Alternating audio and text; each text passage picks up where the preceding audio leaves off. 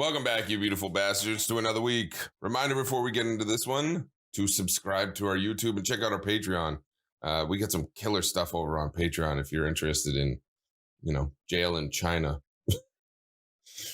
But this week we are talking to Jill Heinerth. Jerry, who's Jill?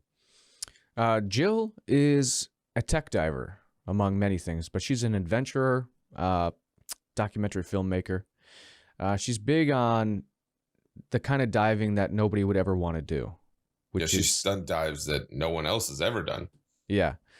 So things like diving in icebergs, diving in both of the poles, the places where you would not want to go because it hurts to dive there. Yeah. And plenty of other places. But it's cool to hear her perspective on, polar ice cap belt and things like that. Yeah, so she's been doing this for like 20 years. Yeah, 20, 30 years she's been diving in the coldest places on Earth. So she's been watching it over the course of those decades slowly become not so cold. And she kind of talks about a little bit, what that looks like for her in terms of like the animal life, camping, waking up underwater, a lot of interesting things. And I think it's a pretty good episode. I think you guys are going to like it.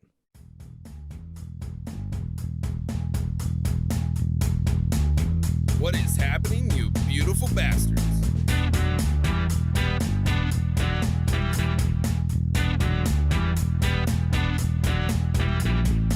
Jill Heinerth is legendary.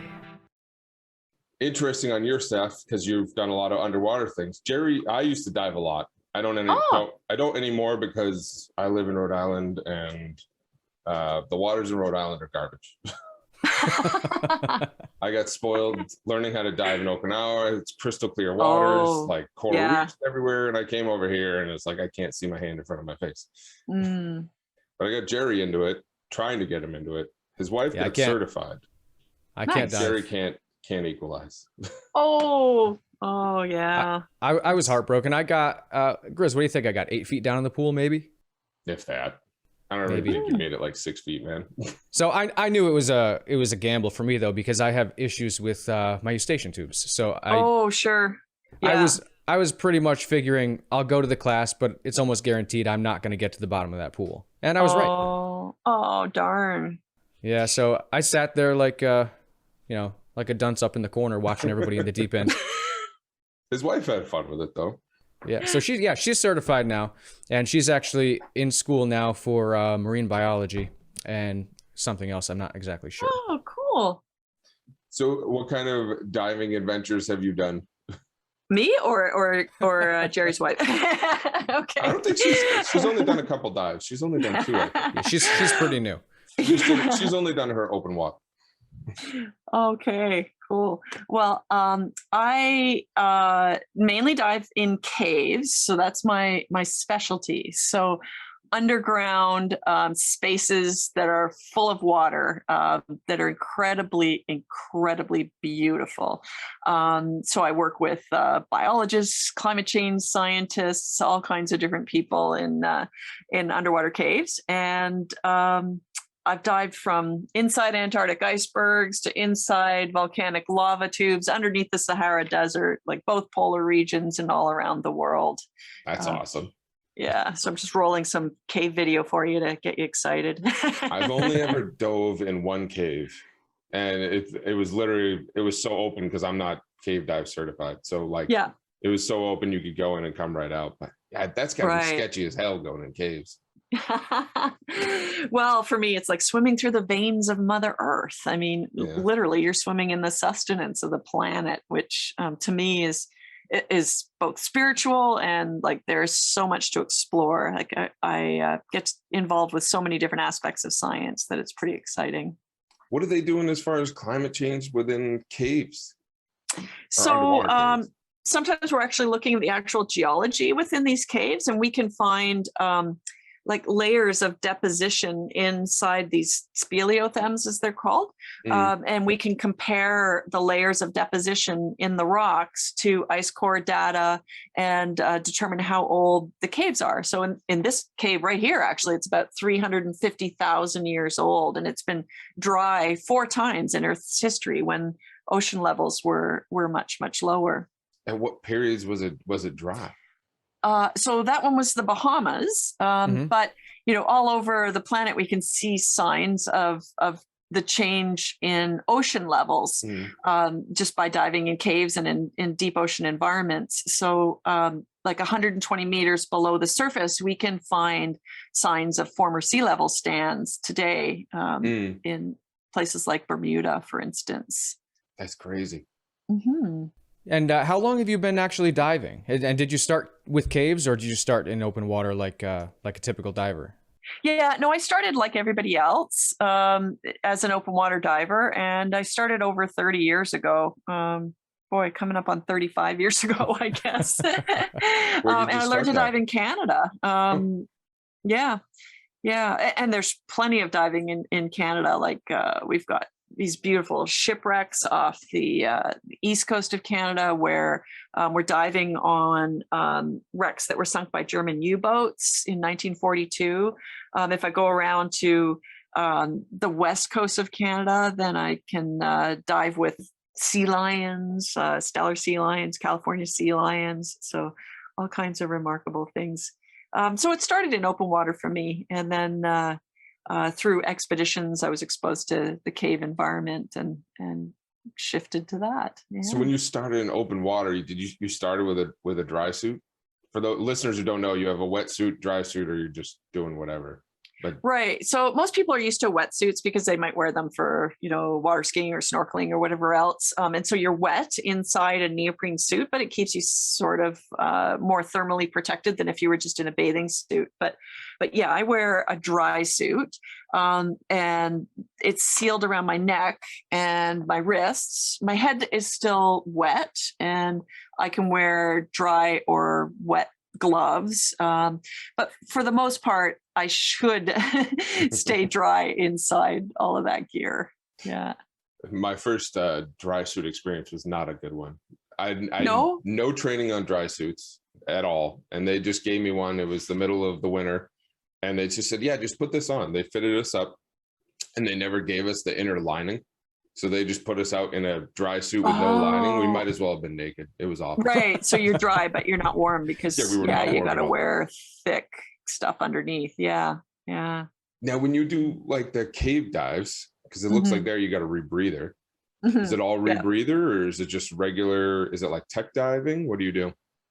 Yeah. So I'm considered a pioneer, I guess, in rebreather diving because I've been diving rebreathers since 1995, really, really early in their use in outside of commercial diving. So a rebreather, for listeners that don't know what it is a device that's very similar to what you would wear if you were making a spacewalk from the International Space Station. So unlike a scuba tank where every time you exhale, you make bubbles, the rebreather recaptures, cleans the carbon dioxide out of those bubbles, and then reintroduces whatever you've metabolized in terms of oxygen molecules. So you're wearing the ultimate life support equipment. Mixing station on your back so that you can dive deep, long. Like I've done missions as long as 22 hours for projects. Yeah.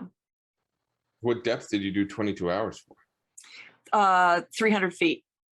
What was it like? So when you dive, for everyone who's listening, how long you stay down, you absorb nitrogen the entire time you're down. And then you have to decompress when you come back up to release the nitrogen. And there's certain steps depending on your dive, if you're whatever your depth you're doing. How long did you have to decompress for? Yeah. So on this particular mission, we were doing 5 hours of bottom time at 300 feet deep. And then the next 17 hours were a slow return back to the surface in steps to decompress. Because if you don't release that stored inert gas, the nitrogen and helium for deep dives, just through your exhalations and making this very slow return and depressurization, then you can get something called decompression illness, which could be anything from a skin rash to paralysis or death if you don't do those steps. So yeah, it's 17 hours of slowly swimming back to the surface. Is that a miserable 17 hours? Yeah. Miserable and exciting all at the same time. Yeah. So with those extreme depths and prolonged times underwater, have you ever run into issues with decompression sickness yourself? Yep. So I got bent back in whoops. Oh, stick that up there. I got bent back in 2000, so just over 20 years ago now, when I was exploring a new cave in Mexico, a very deep cave. It's about 400 feet deep. And I had a case of decompression illness there. It was pretty severe. Yeah. And did you just have like the pain in your joints, or what did you have? So I knew underwater that I was bent, which was a little bit unusual. Most of the time people don't feel the symptoms of decompression illness until they're out of the water for a little bit. But I actually started to exhibit symptoms underwater. So at first I felt like I had crawling ants under my skin in my legs. And then I started to feel some joint pain and discomfort. And I actually extended my time underwater to try and alleviate some of the symptoms. But as soon as I got out of the water, I had to climb to get out of the water up this rock face. And I was so weak by the time I got out of the water. I just kind of laid down and crashed on the ground, and then ended up doing some treatment of myself in the jungle before I was able to walk out the next day and get treatment at a chamber. And I ended up doing about a week of recompression therapy to recover. Was that due to like your own actions, or was that something with the equipment? Well, I mean, when you're diving 400 feet deep, you're really kind of on the edge of human physiology and what we know. I mean, it's so few people have done dives that deep, and very few women. So really the schedules that we follow as dive tables for decompression are based on our best guess on the information that we have today. But that doesn't always apply to someone's physiology on a given day. So I didn't really necessarily have to make a mistake. It's just my body's reaction to a very extreme exposure. Yeah. And so you were in this chamber for a week, you said, right? So in and out, basically. I did 3 recompression therapy sessions where they put you inside a big steel tube and pressurize it. And basically what they're doing is they're simulating the depth without the water. And so you're inside this pressurized tube and you continue to breathe, and you'll be off gassing the nitrogen and the helium that you didn't do effectively enough when you were diving. But then after you've off gas, there's a lot of damage to your tissues all over your body. Like they've basically been starved of oxygen. And so that hyperbaric treatment will help the healing process and get you back on your feet sooner. So even after 3 more pressurized runs in the course of a week, I still had pain and symptoms for about 5 weeks before I then waited an additional 5 weeks, so 10 weeks before I got back in the water again to see if I was okay. Now, how about long-term effects? Yeah, so a lot of divers that have been diving as long as I have do have long-term effects. Like they have something called osteonecrosis, meaning they have developed inert gas bubbles in their bones during dives without even knowing it. So they might have been bent, but they didn't have any symptoms that they felt after a dive, or they just felt tired and went home. But over time, their bones become porous. So it's like osteoporosis, but it's a little bit different. But basically your bones become filled with pockets. They become porous and they break very easily. And Grizz, you were going to say something before I interrupted you there. I was basically going the same route as you, is that anyone I've known who's gotten the bends or talked to people who've gotten the bends, usually they say that it's never really fully gone away. You know what I mean? Like they might get through a lot of the symptoms, but later in life, they still have joint pain or whatever it may be. Yep. Yeah, we usually have some residual symptoms, and people that have been bent once are more likely to get bent again. We're not sure whether that's because of the damage from the first time or whether it's just the way that we dive or the way that our bodies are. Like 1 in 3 people has something called a PFO, a patent foramen ovale. So when you're born, obviously when you're in your mother's womb, you're not breathing air, right? So blood is passing through the lungs basically, and there's also like an opening in between the two sides of the heart. When you're born, that's supposed to heal up, but in 1 in 3 people, it doesn't completely close, and so it gives a route for bubbles to be easily injected into your circulation, into your tissues. And so if 1 in 3 people has some degree of a connection between the right and the left side of their heart, then 1 in 3 people is more likely to get bent if they ever become a diver in life. Interesting. Yeah, we're going through all the negatives of diving. I highly recommend everyone get certified. If you like being in the water, get certified, because it's the place to be. Absolutely. Like, yeah. One of the best things I've ever done in my life. It's fascinating down there. I wish I could go constantly. Yeah, you get to see a world that so few people will ever get a chance to experience. It's amazing. And you've seen deeper than I've ever. You've seen 400 feet. Now, now it's mostly caves. Do you find massive like worlds inside these caves, or is it just mainly earth, like stalactites and whatnot? So some caves are small, meaning like the equivalent of squeezing underneath your bed, right? Those caves are not for everyone, but other caves are, the size of an entire building, right? They're like giant rooms, stadium-sized rooms that are attached with smaller tunnels linked together. So some of the spaces inside the earth are so vast that with the lights that I have, I can't see the walls or the floor or the ceiling for reference. It's so big. Yeah, it's easy to get turned around, I bet, when you're in a space that's that big and dark and all you have is a beam of light. Because can you really tell up and down in a space like that? Well, your bubbles, if you're making bubbles and not wearing a rebreather, your bubbles will always go up.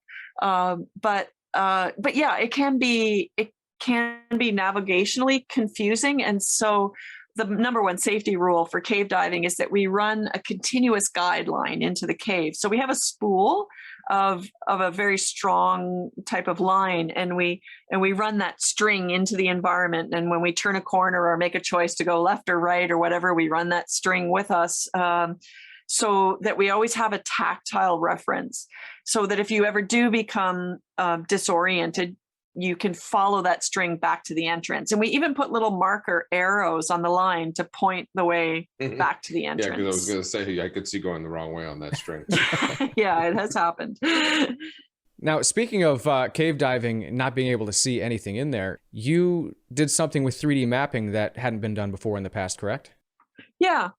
So I was part of the United States deep caving team back in the late 1990s when we created the very first three-dimensional accurate map of any subterranean space. And that technology that we first premiered back in 1997 has continued to be developed today. And now that device is a fully autonomous, robotic, artificially intelligent mapping device that can actually swim through the caves without me. It can explore on its own, make choices to go left or right, turn around, come back. And its eventual mission is to go to Jupiter's moon, Europa, to explore the liquid ocean beneath the frozen surface there. That's cool. Yeah. I'm hoping that happens in my lifetime. Well, fortunately, as a documentary filmmaker and photographer, I'm still involved in all the development projects where I'm filming it and acting as a test pilot and support diver. Yeah.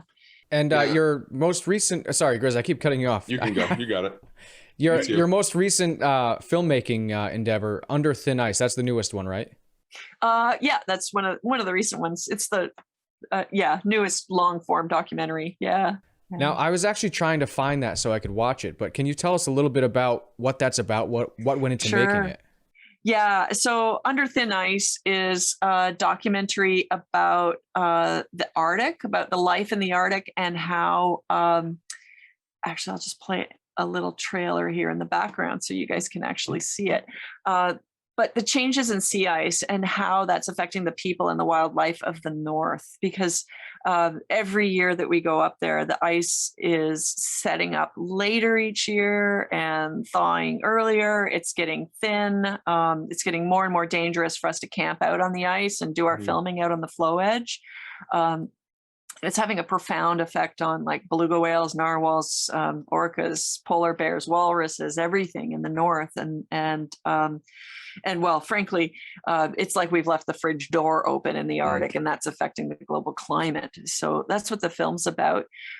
If you're in Canada, you can stream it for free on CBC Gem. It's called Under Thin Ice on the nature of things. And in other parts of the world, it's airing on all kinds of different television networks. And I'm sorry, I don't necessarily know when and where it's playing in different places. Figure it out. Yeah, because I was actually looking for it myself earlier this week. We're in America, so it's not as readily available for us. Once I find it, I will post a link for the listeners so you guys can check it out too. Yeah, great. Now, how many years have you gone up there?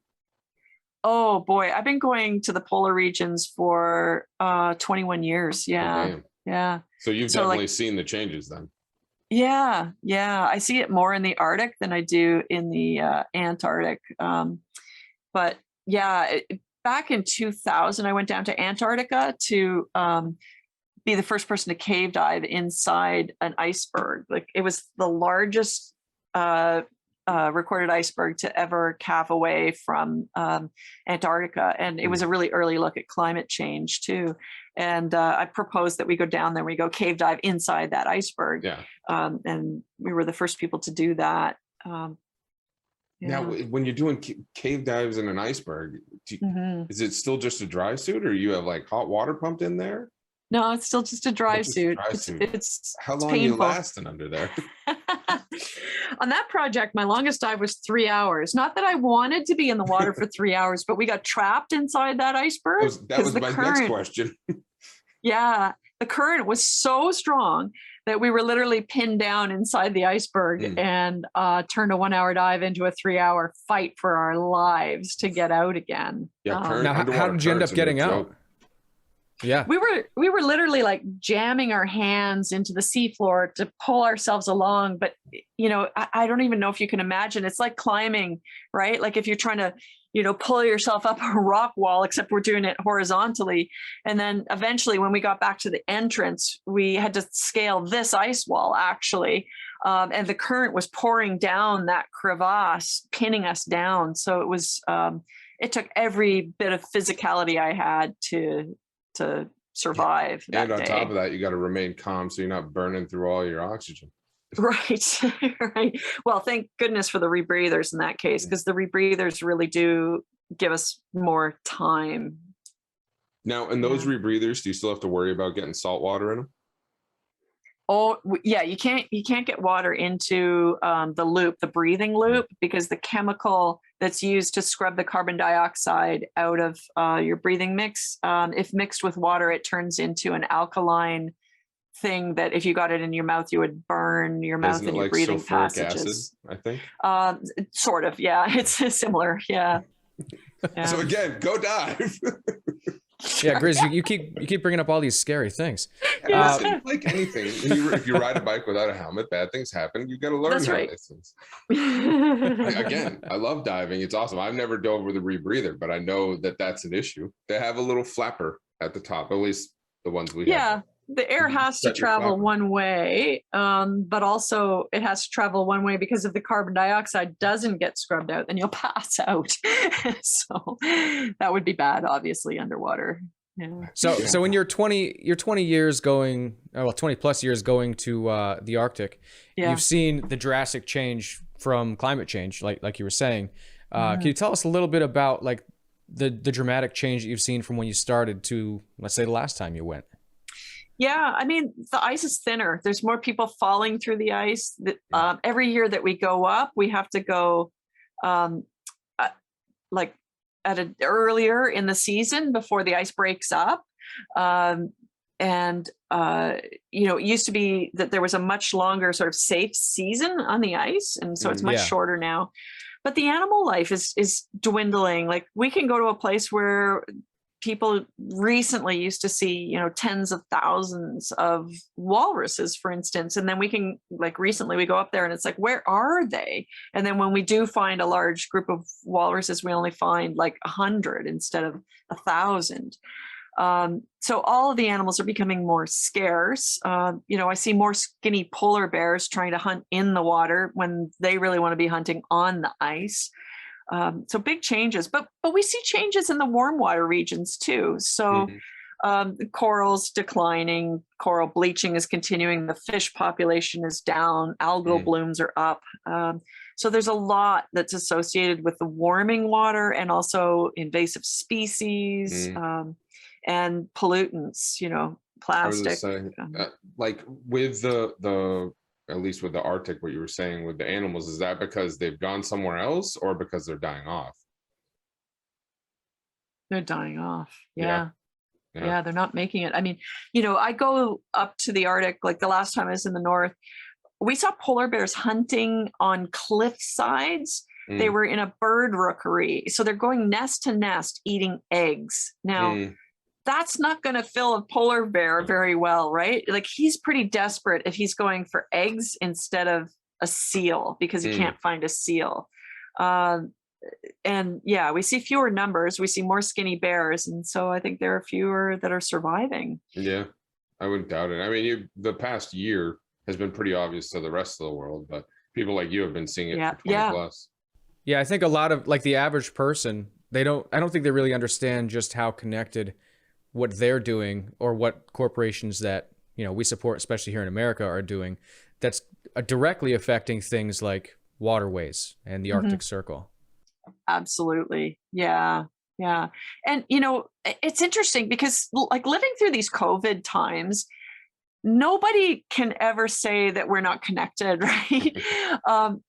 Because we look at like a tiny little virus. Like if we took all of the COVID virus in the entire planet and put it all in one place, I think it's about the size of a golf ball, right? So these like tiny little things that all total up to the size of a golf ball have affected the lifestyles of every single person on the planet.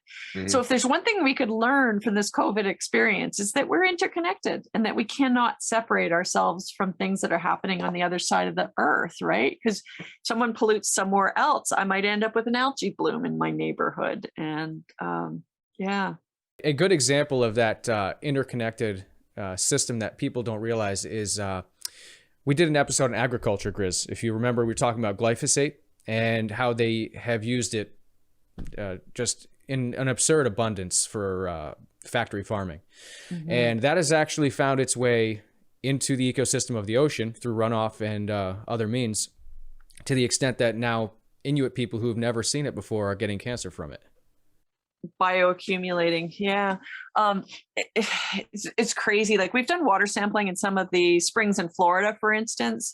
And, you know, you do find agricultural chemicals like nitrates, phosphates, things like that, even sometimes at levels that are unsafe to drink, even though the water looks clear, like it looks as clear as the water that you would drink in a glass, right? But we also find the craziest things in the water. Like we find antidepressants, birth control, in the native water that's coming out of the spring. So all kinds of pharmaceuticals, and then of course all those forever chemicals, PFAS and everything else. Yeah, that's crazy that they're finding birth control though, and like other like drugs that we've taken in the water. I mean, it just shows how long it's taking to get out. Yeah, and some things never will. Like some are truly forever chemicals. Like their half-life is so long that it'll exceed the life of this planet. I worked many years ago on a job in Bermuda, and there was a scientist that was studying the frogs in Bermuda, because the frogs the Bermuda's in the middle of the Atlantic Ocean. It's a pretty beautiful environment and a natural paradise, but the frogs there suddenly were being born with all kinds of deformations, extra legs, not enough legs, two heads, whatever. And it was all down to chemicals in the groundwater. Have you done any studies with like microplastics within the caves? Yeah. So I've worked with a few scientists, not specifically in the caves, but in the north, for instance. Like I worked with one scientist who was getting fish from the most remote locations you could imagine in the Arctic, as well as from food banks. Like a lot of Arctic communities have a community freezer.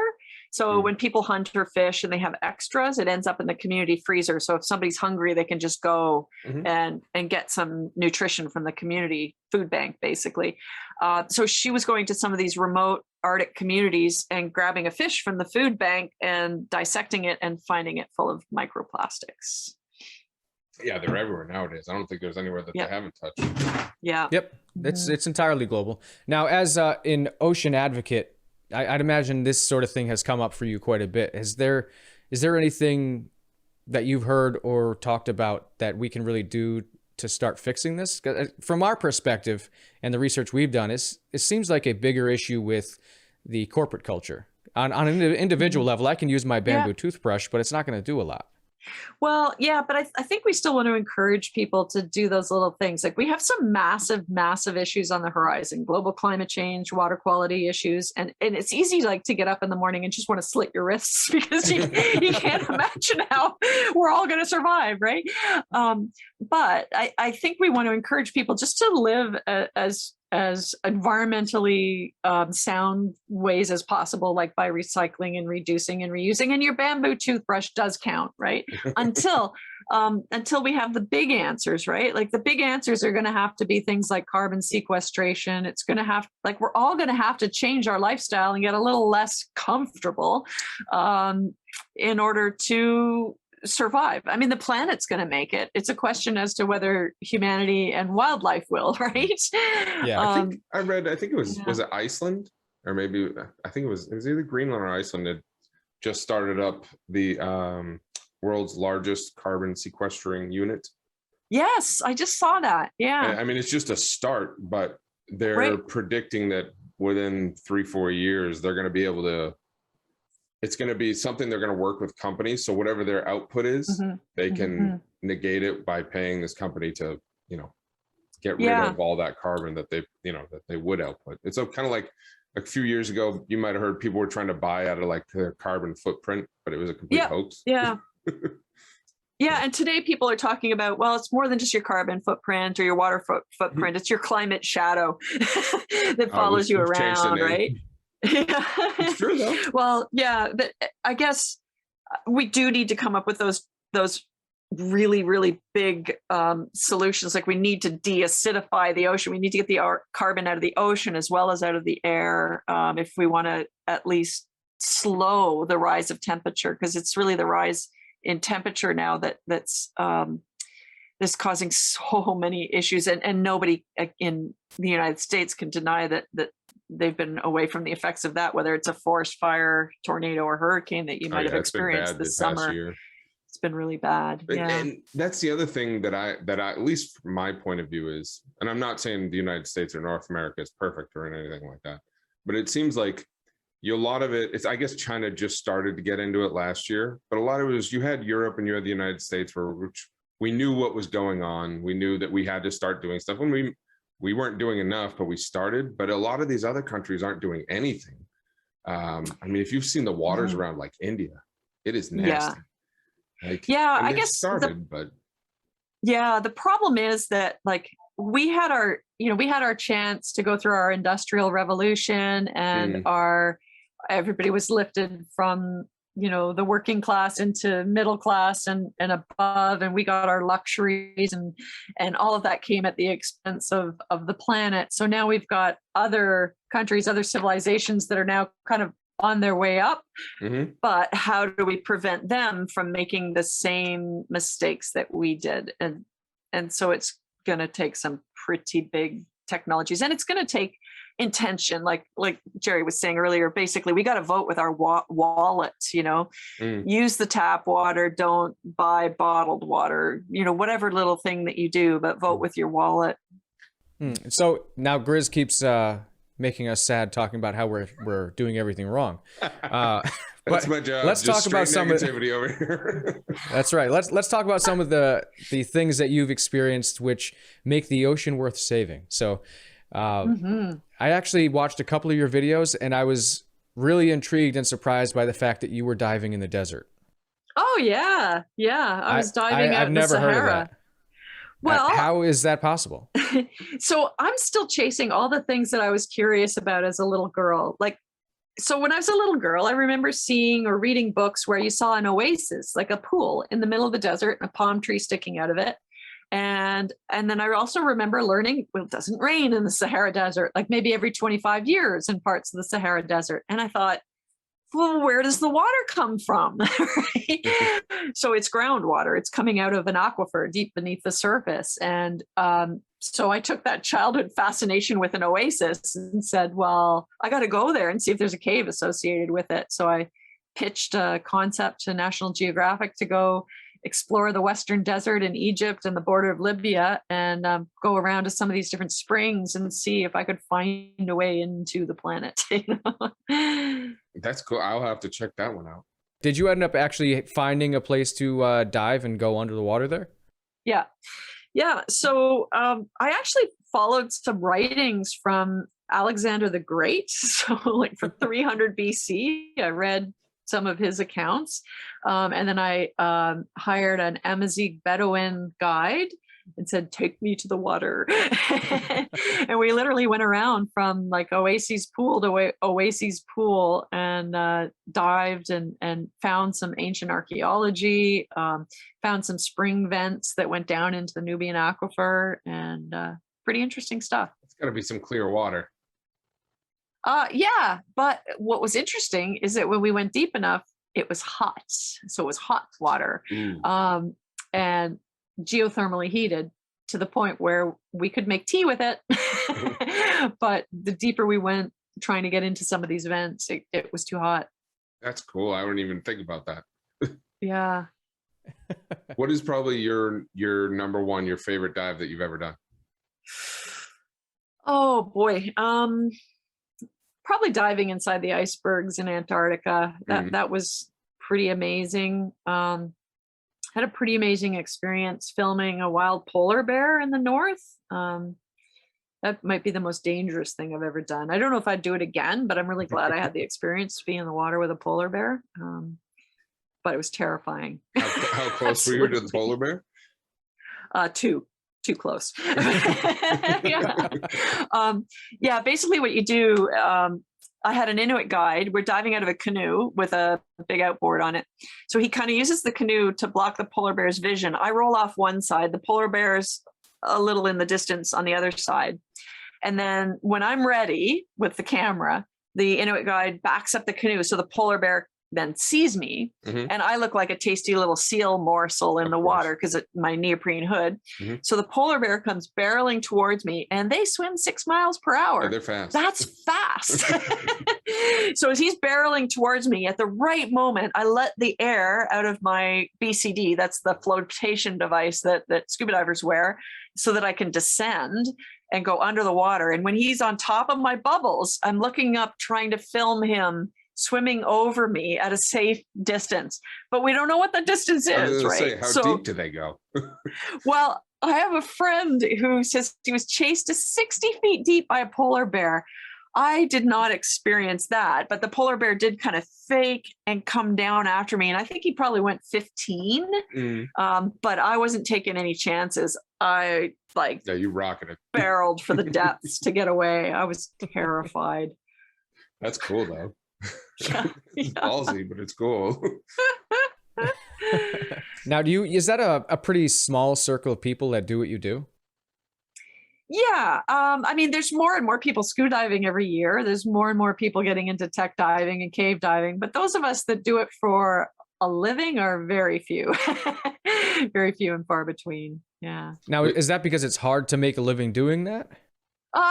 Yeah, I mean, you have to have a pretty creative living. I mean, I'm a writer, photographer, cinematographer, presenter, collaborator, technical engineer, all for the underwater world. So it's a real hybrid career, I guess, in order to keep me in the water. So yeah, it's not easy to find the next gig to put food on the table. But a lot of worth it. divers who do it for professions usually, from what I hear, go into like rig diving or like underwater welders, things of that sort. Yeah, commercial divers will do, they'll work on oil rigs or pipelines, things like that. Or and they make great money on it, from what I hear. Yeah, commercial divers can make a really good living until they're 30 or 35, and then they're out, like, because you've ravaged your body by then. A lot of people who aren't in commercial make their money teaching scuba and tech diving. That's another way. Yeah, I did a lot of diving earlier in life and loved every bit of it. And actually, one of my instructors, we were talking about becoming an instructor, and he said to us, if you love doing diving, don't teach it, because you'll no longer love diving. And I took his word for it. And one of my buddies didn't, and came back, I don't know, 5-10 years later. And he was absolutely correct. He's like, I should never have became an instructor, because it became a job, and he no longer looked at it as the love of his life that it was. Yeah, I've done a lot of teaching in my life. I have about I don't know, over 7,500 dives. So I've certified a lot of people in a lot of different levels over the years. But I've never done instruction as my sole business. So it's always been one of the things that I do, and so that kind of kept it fresh and fun for me. That's cool. Now you do all levels of instruction? I can, but these days I don't do a lot of teaching, so I only focus on the very sort of highest levels of technical cave diving and rebreathers. Now, the difference when you're doing the tech diving and rebreathers versus like the underwater welders and stuff, does that still take the same toll on your body that it would as like an underwater welder would or whatnot?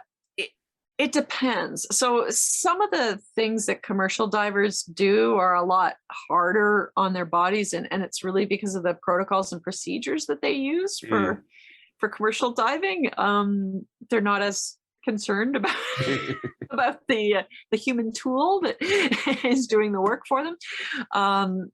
So tech divers, I guess, have developed somewhat safer situation. Yeah. Now, tech diving has come a long way. I don't know when it started, when it came into the world, but I got to imagine that's evolved throughout the past 20 years, that you've seen huge changes.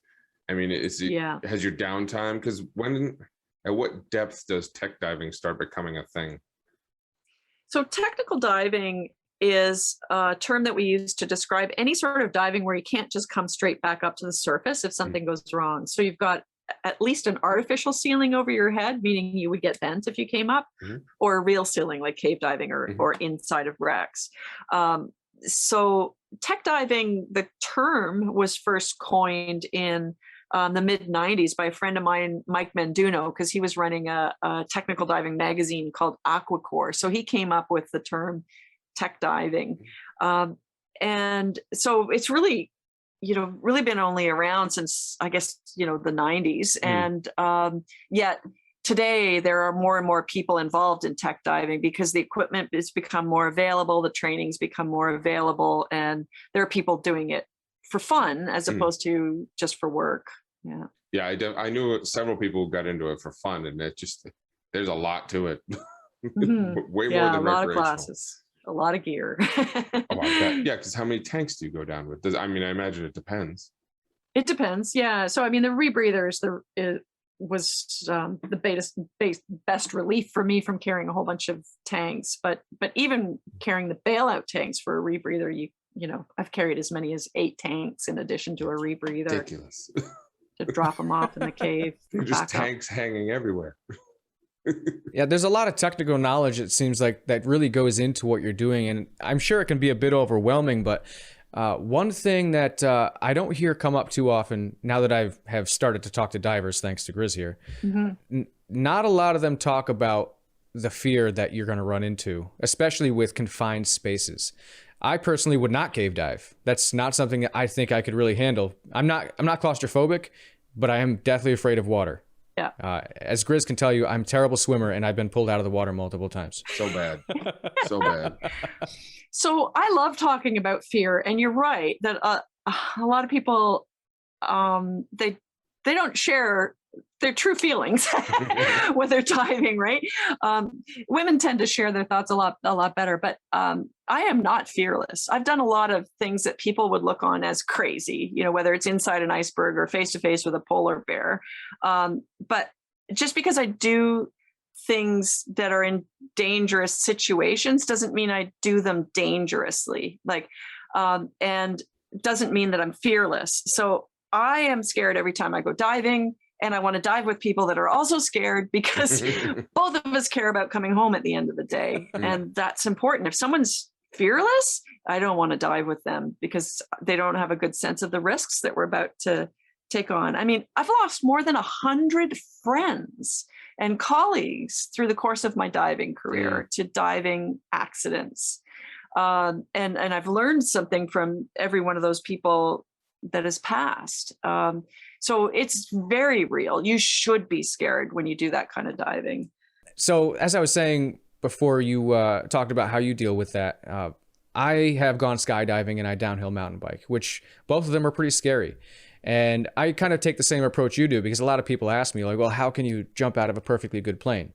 For one, it doesn't feel like a perfectly good plane, I can tell you that. But also, it's not necessarily that it's that scary. I mean, yes, there's a risk involved, but like yourself, it's all calculated. You put things in place to mitigate all those risks. Yeah. And I have actually been with people who were quote unquote fearless, and I actually watched them fail miserably, especially downhill mountain biking. You have to really be careful the same way you would diving. And I've been behind somebody on a trail and they were the fearless type of person, and because of that, I don't know if they don't think about the risk or they just don't calculate how it's going to end. But I've seen them completely demolish their bicycles, and in your case, you've seen countless people that didn't make it from situations in the water. You probably don't do too many dives. Like when you get to your riskiest dives, you're probably not diving with new people. You've probably done a couple dives with them before you do that, though. You know what I mean? Because diving with new people, especially when you don't know how they are underwater, can be a little hairy. Definitely. Yeah. I mean, whether you're skydiving, mountain biking, or scuba diving, I think one of the things that causes problem is when people step beyond their level of training and experience. So like in scuba diving, a lot of people take class after class after class after class, and they get all these ratings. And so they think, oh, well, now I'm this XYZ diver, I can do this, right? But they didn't take the time to get the experience and the background and the wisdom that comes with age and experience. And that's what gets them into trouble. Yeah, and going into caves and wrecks is one of the worst ones. That's where all the danger happens, because you get caught or you don't know where you went, where you're going out. That's where they say everything bad happens. The accident analysis are all the same in the end. It's like human error, diving beyond training level and experience. Yeah, with regard to diving, I actually talked to my wife about that when Grizz got us involved with diving. So she got her, I don't know what the certifications are called, Grizz. Maybe you can help me out here. She got, so the basic one, the open water, she got that. And I asked her, how far are you going to take it? And we actually talked about wreck diving, cave diving. And fortunately, she actually is taking the approach that you recommend here, where she's getting the certification, then going out to do the dives, then she's going to get the next one. So I don't know exactly where she's going to end, but that's the safest approach in my opinion. Absolutely. Yeah, when I met my husband, he said, I just want you to know I have no interest in scuba diving. It's my ears, right? I'm like, okay, but if you want to try. So eventually he said, well, yeah, I want to try. And on his very first experience in the water, he ruptured an eardrum. Like in 2 inches of water, he ruptured an eardrum. And so we thought, oh, it's probably game over for him. But he ended up getting Docs Pro plugs. So it's a plug that goes in your ear, but it has a valve in it, so it doesn't seal the ear.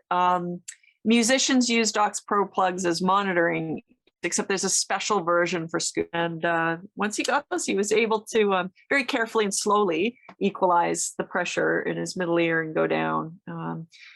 But in the end, it didn't end up being the thing that he loved. So he hasn't done that many dives, but he can. So that's nice. I've actually used those on an airplane. So if you've ever been on an airplane with someone whose ears don't equalize right, it's a mess. But I've used that it is very painful, but I've used those plugs and they're a godsend. Okay. So I would recommend those to anybody for that. I mean, you could try the scuba version. Just try swimming in a pool and see if you can equalize and free dive to the bottom of the pool, because it's the shallow water that's the worst, right? Yeah, because once you pass that 10 feet, that's when you're in the golden. I've seen, but there are different approaches that people have taken. I've gone with people where you see them doing circles for, half an hour trying to get down. They do trying to get down, whatever they can do to get past that worst point. It happens.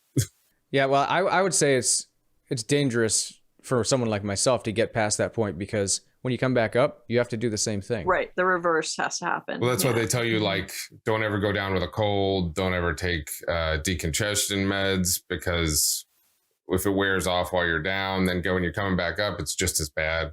Another scary risk that Grizz wants you guys to know about. Yeah, of course. No one's ever going to get diving certified after this. It's going to be brutal. Patty's going to sue me. Yeah. I actually was wondering, have you gone diving in the Caribbean? Oh, yeah. Yeah, I actually lived in Grand Cayman for 2.5 years when I first started like seriously pursuing a career underwater. And it was beautiful living there for a couple of years. But yeah, I've been all over the Caribbean. I do a lot of cave diving in the Bahamas. But I also love, I think one of my favorite places is Grenada. It's quite beautiful down there. Now, Grizz, I think it was on our Bermuda Triangle episode. We were talking about that, the blue hole. You remember that one? Oh, yeah. That's right, yep. The one that eats people? Belize. Yeah.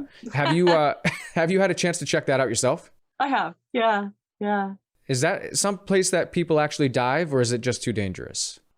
Oh, no, it's a very popular diving site, actually. The danger is that you can go deep very quickly. So if you're not experienced, or if you're pushing the limits, as a lot of people do when they go there, they do their deepest dive there.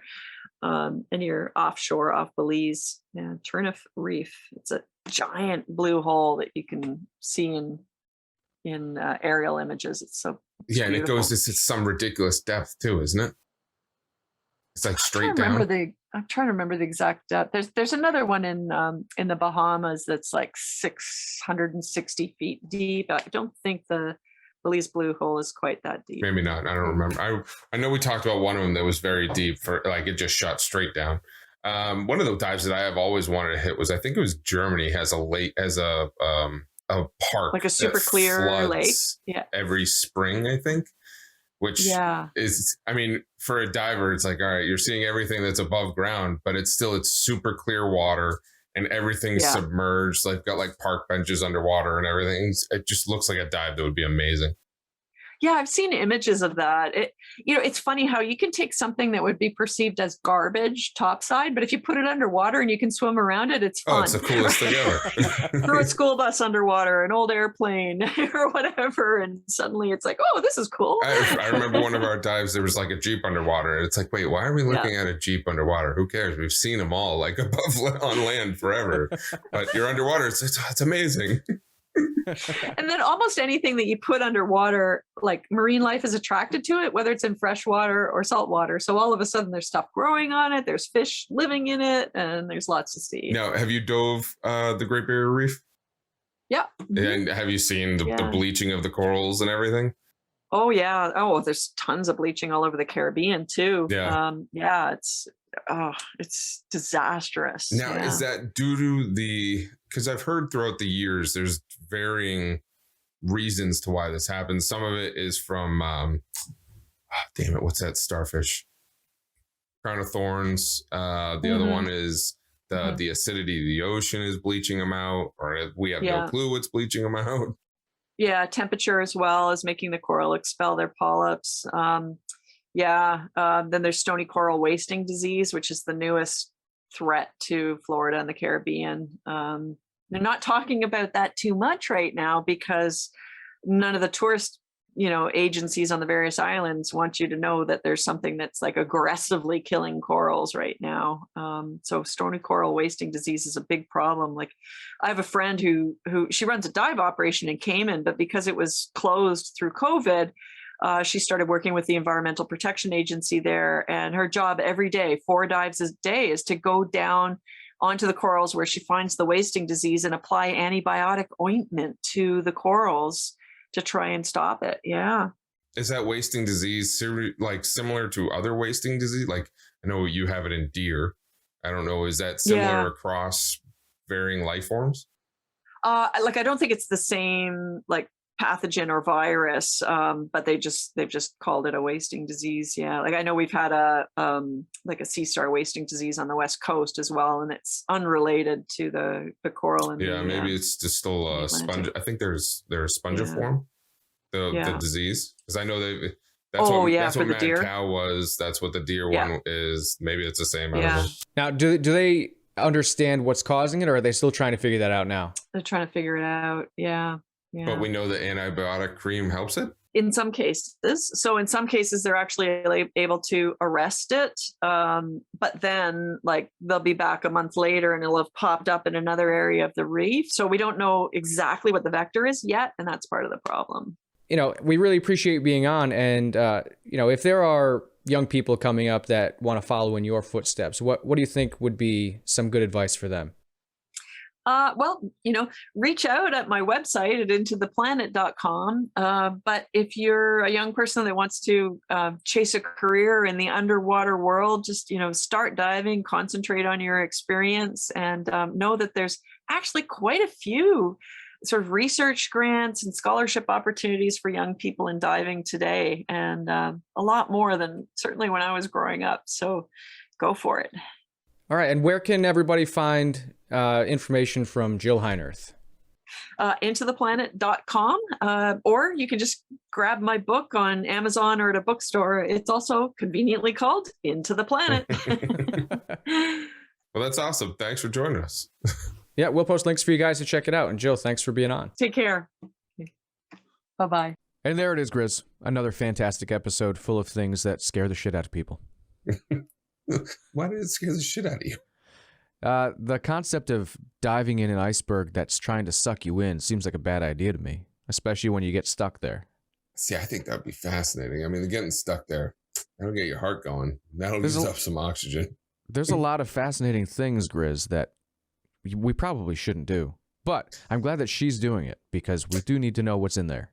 Yeah, but both you and I, for the most part, take the mentality that you should always, anytime you come up in an opportunity arises and it's put in front of you, just do it. What's the worst that could happen? That's true. In terms of things like taking advantage of opportunity, I have been known to be a yes man. Exactly. It's the way it should be. Yeah. Dude, tell me, anytime you've ever done something like that where you just said, like for me, diving was a yes man moment, right? Yeah. And there's never been a part where I was like, man, I regret doing that. No, you're always like, fuck, I'm glad I did that shit. Yeah, even the little bit of diving that I did, as you heard in the episode, I can't currently do effectively.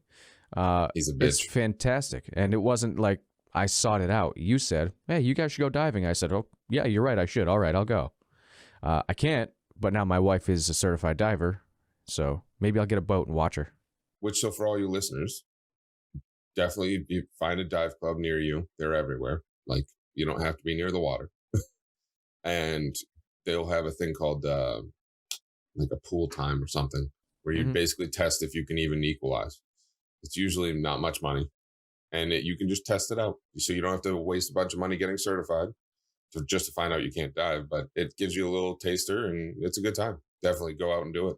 Yep. And then maybe you could be the next Jill Heinerth. Who knows? Because she's going to be getting close to retiring. So someone's going to have to replace her.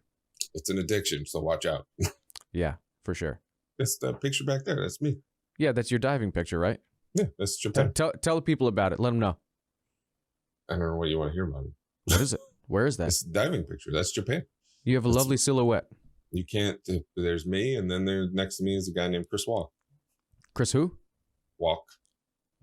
Okay. WALCK. He spelled it wrong. Anyway. It was at Horseshoe Beach, I believe. Yeah, it's if you are gonna dive, diving in Japan's a good place to go. The only problem is I got spoiled as hell, and then I came back to New England. Diving, you can't see much. It's like diving in a swamp in our ocean. Yeah, pretty much. And but anyway, thanks for listening, guys. thank you again for listening to Beautiful Bastards. New episodes every Monday. Remember to like and subscribe. Either you decide to stay in the shallow end of the pool, or you go out into the ocean. That's a good quote, Grizz. I don't have one. See you guys next week.